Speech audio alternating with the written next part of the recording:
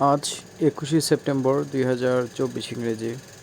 এখন বাজে দুপুর 3:26।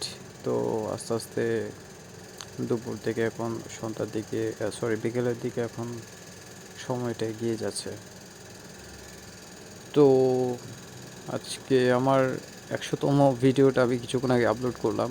তো আপলোড করার পর আবার চিন্তা করলাম যে আসলে সকালে আমার কিছু স্মৃতিচারণ করার কথা ছিল, কিন্তু আসলে আমি করতে পারিনি। তো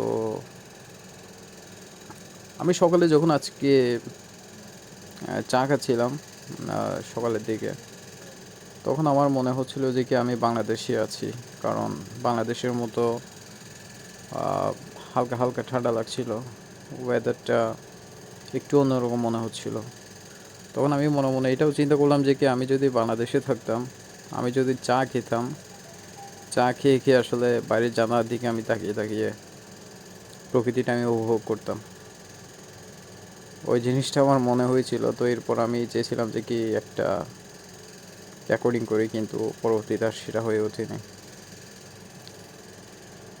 তো জানালার কথা বলতে গেলে আসলে স্মৃতির জানালাতে যদি আরেকটু বিশদভাবে বলতে যাই, আমার আজকে থেকে 13 কি 14 বছর আগের কথা আমার মনে পড়ে। 2010 সালের কথা। তখন আমি ক্লাস 10-এ পড়ি। তো তখন আমার যে পড়ালেখা, তখন তো সকাল 9টার দিকে আমাদের একটা কোচিং শুরু হতো, মানে ক্লাস আর কি। তখন তো আমি টেস্ট পরীক্ষা দিয়ে ফেলেছি।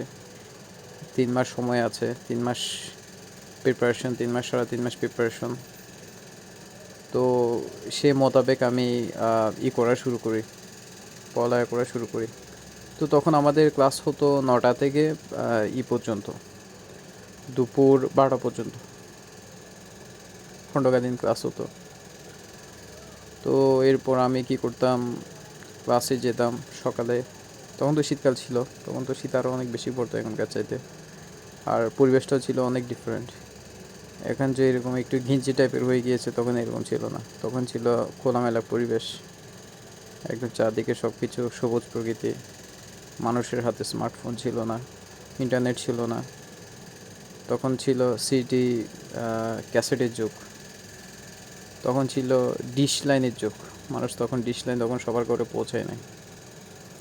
তো ওইরকম সময়ের কথা বলছি। তখন আমি কি করতাম, দুপুর 12টার দিকে ক্লাস করে আমি চলে আসতাম, ঘরে ঢুকতাম। আমার আম্মা কী করতো, আমার জন্য কিছু খাবার দাবার কিছু রেডি করতো হালকা পাতলা।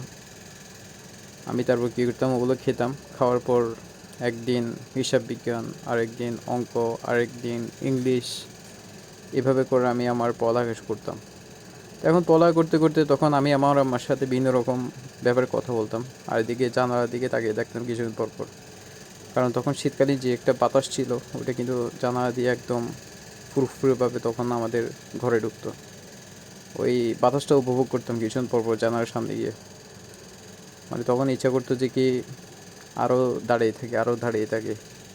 কারণ তখন ছোট ছিলাম, 16-17 বছর বয়স ছিল।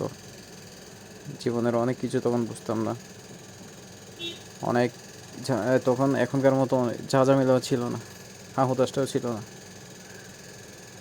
তো তারপর কী করতাম, আমার মামার কাছে এসে এটা সেটা ব্যাপারে ওনার সাথে, উনি থাকতো অপর একটা রুমে, আমি থাকতাম একটা রুমে। তো এখন আমি চিল্লা কথা বলতাম, উনি আমার সাথে চিল্লা উত্তর দিত। তো এক সময় উত্তর দেওয়ার পর মানে কিছু কিছু ব্যাপারে ওনার সাথে আমার অনেক ইয়ে হতো, কী বলে, মানে ওনার সাথে আমার কিছু কিছু কথাই মিলতো না, যার কারণে ওনার সাথে আমি ঝগড়া লাগিয়ে দিতাম, উনি আমার সাথে ঝগড়া করতো। তারপর ওনার সাথে আমি কথা বলতাম না, আমার সাথে উনি কথা বলতো না। কিছুক্ষণ পর আবার দুজন আবার অনেক গলায় গলায় ভাব, একজন আরেকজনের সাথে অনেক কথাবার্তা বলা। তো সেই দিনগুলোর কথা আসলে চিন্তা করলে এখন হাসি পায়। মানে তখন আমার আম্মা কী করতো, আরেকটা রুমে কাজ করতো, এটা সেটা কাজ করে করে আমার সাথে কথা বলতো। আমি কী করতাম, এদিকে লেখাপড়ার পাশাপাশি, মানে লেখাপড়া করতেছি ওই রকম অবস্থায় ওনার সাথে কথা বলছি এরকম।